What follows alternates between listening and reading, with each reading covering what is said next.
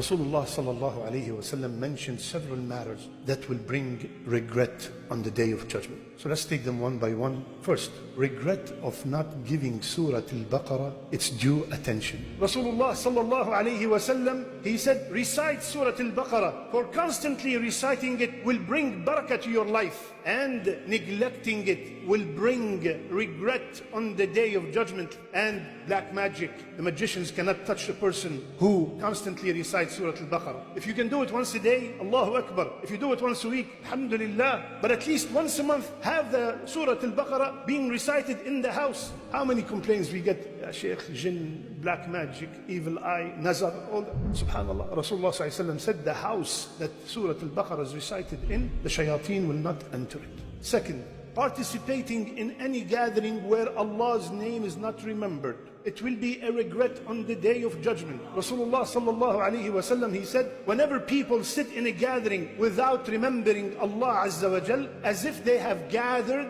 on the body of a dead donkey, and it will be a regret for them on the Day of Judgment.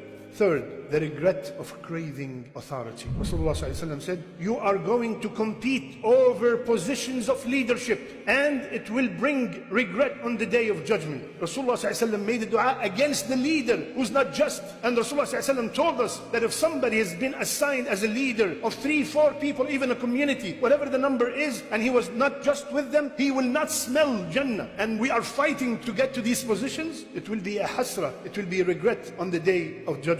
The fourth kind of regret is the regret of those whose acts of worship contained riyah. The ones whom their acts of worship contained showing off. Showing off, my brothers and sisters, destroys, diminishes the amal. No matter how huge it is, if it was intended the pleasure of other than Allah, it's multiplied by 0. Imagine $10 million donation just to show off.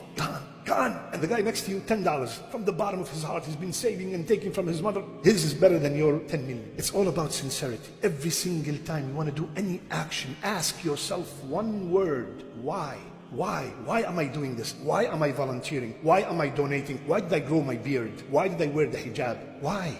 If the answer is the pleasure of Allah, Allahu Akbar, proceed. If not, pause, reset, and refresh your intention. One of the Salaf, they walked into him and he was weeping. And the other man who came, he asked him, what's wrong? He said, did you read this ayah? He said, which ayah? وَبَدَى لَهُم مِّنَ اللَّهِ مَا لَمْ يَكُونُوا يَحْتَسِبُونَ. And they found out on the Day of Judgment many things they did not expect. They were going thinking that, oh, I died at 70, at 80, I have tons. I donated so much, I fasted so much. And they found out that because of showing off, all these amal were destroyed. The fifth, the regret of the people who backbite. They are literally handing their good deeds on a golden platter to the people they could not stand in the dunya. Rasulullah sallallahu alayhi wasallam, he said, whomsoever have wronged anybody, let him settle it right now. Let him ask for forgiveness right now. Because on the Day of Judgment, there's no more dirham or dinar. The currency is hasanat and sayyiat. And he will give the hasanat to the people he harmed. And if he doesn't have any hasanat, he will take from their evil deeds. We worked so hard.